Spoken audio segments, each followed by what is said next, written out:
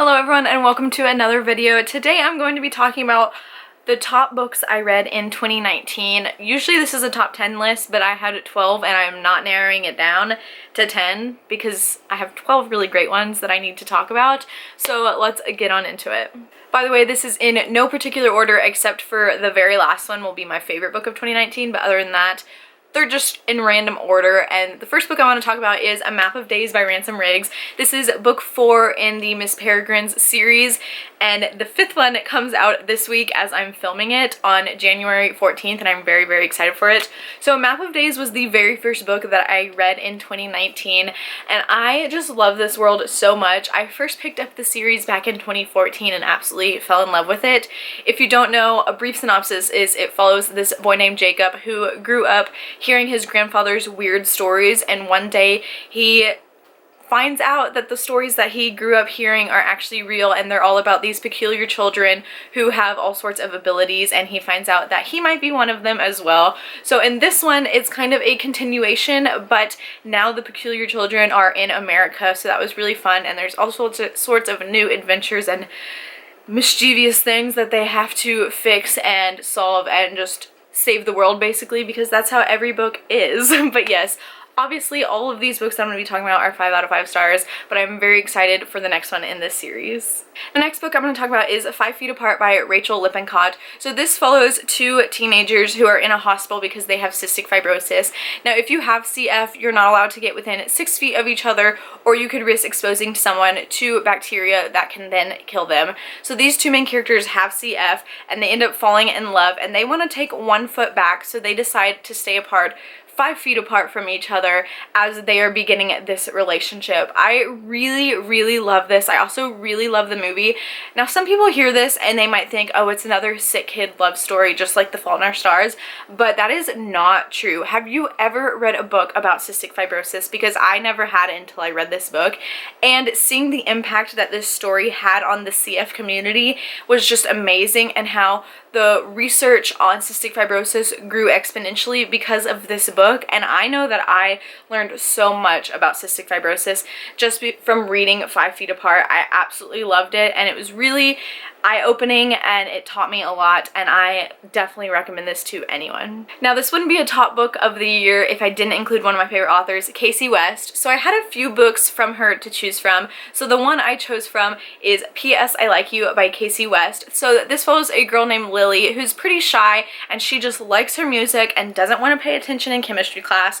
So one day she scribbles lyrics to one of her favorite songs on the desk, and when she comes back the next day, someone had completed the lyrics. So her and this mysterious desk mate start passing notes back and forth, and they kind of fall in love through these notes.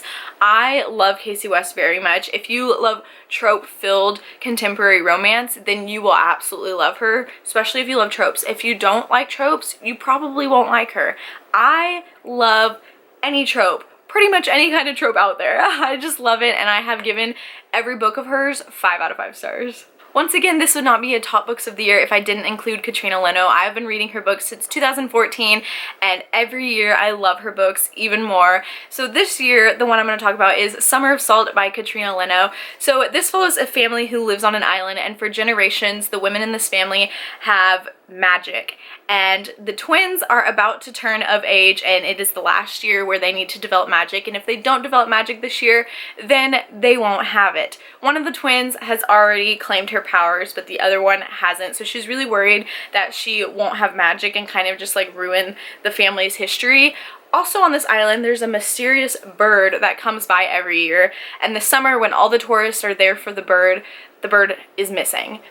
Sounds kind of crazy, it sounds kind of chaotic, but it's amazing. I love it. I love the magic aspect in this. This is also a female-female romance book. I just absolutely love Katrina Leno's writing, and I have loved every single book by her. She has a new one coming out in 2020 that I am so excited for, but I really love this. I love the magic aspect, but it also has a darker tone to it as well, which I also enjoy in books a lot. The next book I have to talk about is The Princess and the Fangirl by Ashley Poston. So this follows 2 characters. One of them is a huge fan of Starfield, this kind of Star Wars-like world. She is at a convention that she runs a booth at, and she wants to stop her favorite character from dying off. The other point of view we have is from that character, and she hates playing that girl. So one day at the convention, they get switched because they look alike. So you already know it's the switching roles trope, which I love because I love tropes. But this is kind of the companion sequel to Geekerella, which I also really, really loved. I love the whole convention setting and the fangirl setting because I relate to that really, really heavily. I loved also the look into what it's like to be an actress and how difficult that can be. I felt like it brought up some really, really good points, and it was just really important at times as well. But yes, I really, really love this one. I love all of these books that are in like this little fandom series, which there's only 2, but hopefully there's more because I'm obsessed. The next book I have is Again But Better by Christine Riccio. This was kind of a hit or miss with people this year, but I really, really identified with it.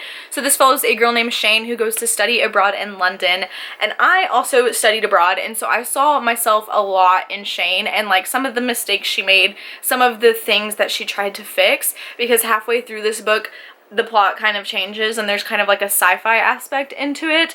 But I just really loved it. I know that Shane can be cringy at times. I also know that I can be cringy at times, but I just really loved it because I, once again, saw myself in it because of the travel aspect and the living in London. And a lot of the places she went to, I knew exactly what she was talking about because I went to that exact spot. So I really, really enjoyed this one, and I just felt like it was me in a book. The next book I have to talk about is Obsidian by Jennifer L. Armentrout. This is book 1 in the Lux series, and I flew through this book. I loved it so much, and it's so trashy, but I don't care because I loved it and I gave it 5 stars. I read it in one sitting in a few hours, and I am just obsessed. So it follows a girl who falls in love with an alien, okay? She's a book blogger, her next door neighbor is an alien, and that's all you need to know. If you love like paranormal romance, you will love this, hopefully. I love paranormal romance, it is my favorite genre, and I never grew out of my Twilight phase, so this kind of was like reigniting that. Also, if you've watched The Vampire Diaries, this is exactly like The Vampire Diaries. I mean, the main character, the love interest, the bad boy is named Damon, so like, loved it. The next book on this list is actually a nonfiction, and that is I Will Always Write Back by Caitlin Elefranca and Martin Gonda. So Martin lives in Africa and Caitlin lived in the United States, and when they were younger, Caitlin had a school project where she had to write to a pen pal in a different country, and she chose to write to this school in Africa, and Martin was top of his class, so he got the letter, and they carried on their friendship for years, decades, and they eventually met, and it was so heartwarming. I cried a lot. It really opened my eyes to see how people in a different country live, especially someone who's not as well off. Like Caitlin, she was fairly rich in America, so she really learned a lot through Martin, and I just really, really loved it. And I think this is a book that everyone should read because I think it is a very important read, but also so heartwarming and just wonderful.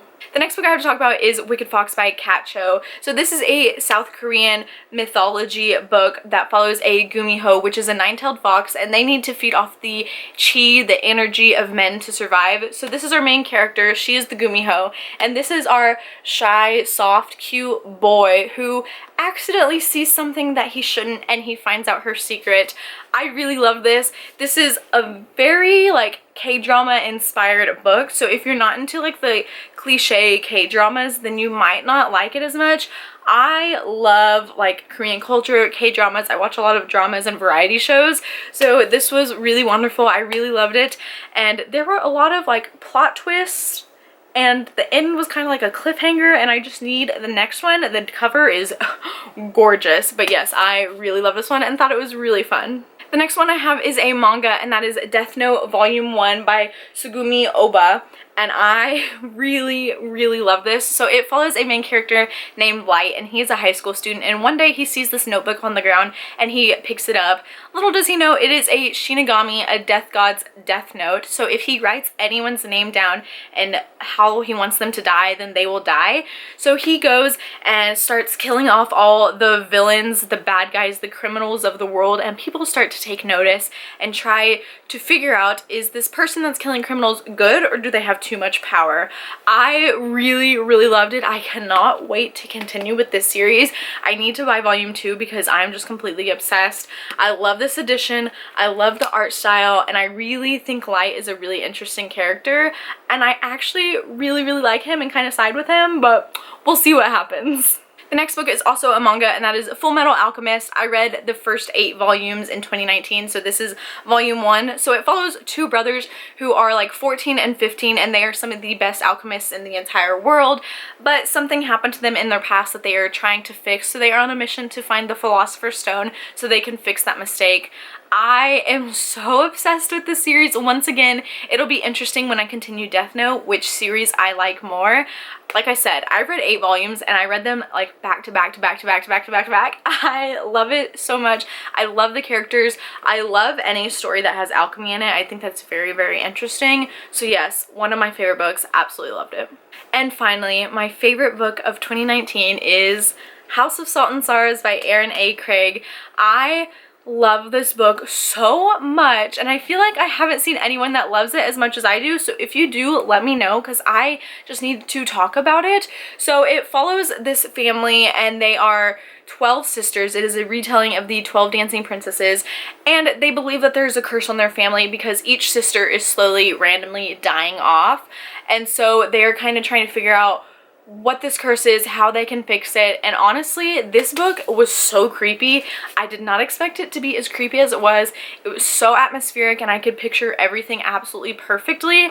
Also, I've heard that some people like get confused with all the different sisters, but to me they were each very unique and had their own voices, and I can clearly see who was who. Also, there was a storyline in here that I was not expecting at all. Like, I don't know what I expected going into this book, but it was not how it was. I really, really enjoyed it, and I know it's going to be a TV show, which I'm always hesitant to watch book to TV show adaptations, but I might give it a try because it would look so good on screen. Like, it is so beautiful and atmospheric, and I cannot wait. But yes, absolutely loved it. Favorite book of 2019. So these are my top 12 books I read in 2019. Let me know your favorite book that you read in 2019. But that is it for this video. Thank you so much for watching. As always, my social media links will be down below, and I will see you next time. Bye!